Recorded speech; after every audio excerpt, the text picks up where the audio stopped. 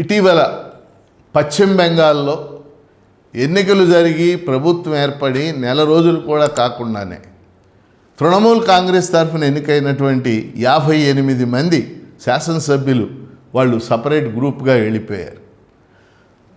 ఇంకో ముఖ్యమైనటువంటి అంశం, ప్రస్తుతం లోక్సభలో ఉన్నటువంటి 20 మందికి పైగా పార్లమెంటు సభ్యులు తృణమూల్ కాంగ్రెస్ నుంచి వెళ్ళిపోయి అలాగే బీజేపీలో చేరతామనేటటువంటి ధోరణి వ్యక్తం చేస్తున్నారు.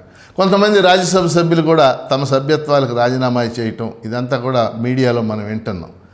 అలాగే ఒక నెల 2 నెలల క్రితం ఆమ్ ఆద్మీ పార్టీకి సంబంధించినటువంటి 7 రాజ్యసభ ఎంపీలు వాళ్ళు బీజేపీలో చేరటం కూడా మనం చూసాం. సో వీటన్నిటి యొక్క సారాంశం, భారతదేశంలో పార్టీ ఫిరాయింపులు ఇవి కొత్త కాదు, ఇక ముందు కూడా జరుగుతాయి.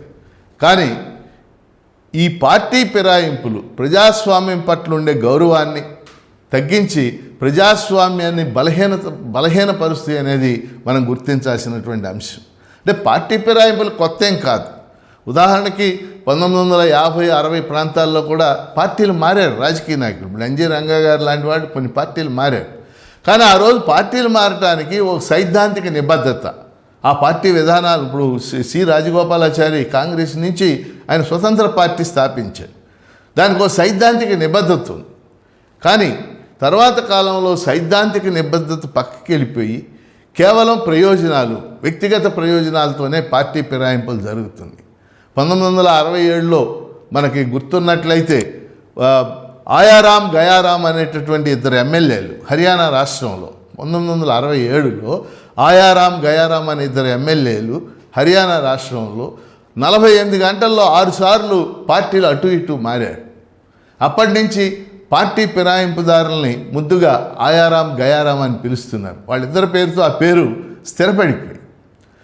ఆ తర్వాతి కాలంలో 1985లో రాజీవ్ గాంధీ ప్రధానమంత్రిగా ఉన్నప్పుడు 52వ రాజ్యాంగ సవరణ చేసి పార్టీ ఫిరాయింపుల నిరోధక చట్టం అని చేశారు, యాంటీ డిఫెక్షన్ యాక్ట్. అంటే ఆ చట్టం అమల్లోకి వచ్చి సుమారు 40 ఏళ్ళు దాటుతూ ఉంది. కానీ చిత్రం ఏంటంటే ఆ చట్టం పార్టీ ఫిరాయింపులు చేయటాన్ని ఏమాత్రం నిరోధించలేకపోయింది. దానికి 2 కారణాలు ఉన్నాయి.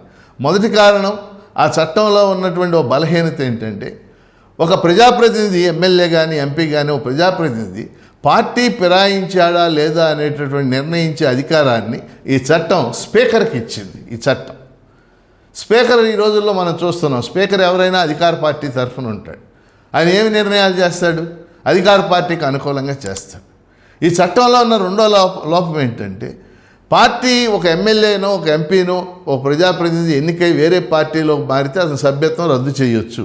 కానీ 1/3 కనుక మారినట్లయితే అది ఫిరాయింపు కాదు, చీలిక అవుతుంది అనేటటువంటి దాన్ని కూడా. కాబట్టి అంటే వ్యక్తిగతంగా మారొద్దు, సామూహికంగా ఫిరాయించండి అని ఈ చట్టం మనకు ఉపదేశిస్తాం. అందుకని ఈ చట్టం ఏమాత్రం కూడా ఉపయోగపడలేదు. పార్టీ ఫిరాయింపులు ఇవాళ నేను ఇందాక బెంగాల్ గురించి చెప్పాను, ఆమ్ ఆద్మీ పార్టీ గురించి చెప్పాను. అదొక్కటే కాదు, అన్ని రాష్ట్రాల్లో కూడా ముఖ్యంగా ఈ రోజున మన దేశ రాజకీయాలని మనందరికీ తెలుసు, క్రోనీ క్యాపిటలిజం నిర్దేశిస్తుంది.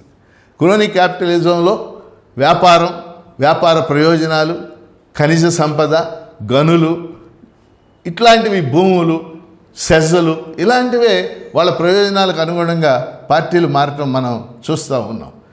అందుకని ఈ నేపథ్యంలో నేను చెప్పదలుచుకుంది, ఒక రాజనీతి శాస్త్ర అధ్యాపకుడిగా, పార్టీ ఫిరాయింపుల నిరోధక చట్టం 1985లో చేసింది ఏమాత్రం సరిపోదు.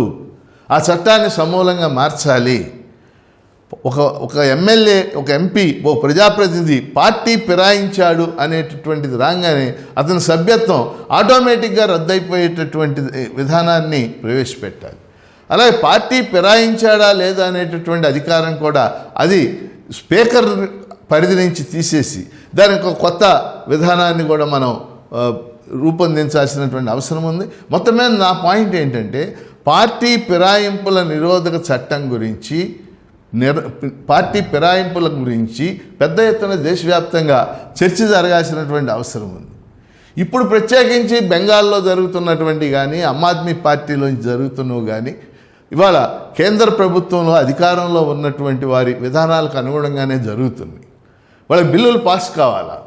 ఈ మధ్య మనం చూసాం 131వ రాజ్యాంగ సవరణ బిల్లు డీలిమిటేషను అలాగే మహిళా రిజర్వేషన్లను కలిపి ప్రతిపాదించారు.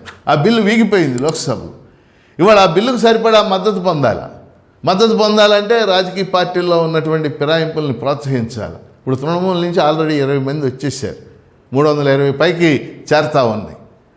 అలాగే భిన్నమైనటువంటి రాజకీయ పార్టీలని బలహీనపరచాలనేటటువంటి ఆలోచన, ఆమ్ ఆద్మీ లాంటి పార్టీలు, ఇవి పార్లమెంటరీ ప్రజాస్వామ్యంలో మెచ్చుకోదగినటువంటి విషయాలు కాదు.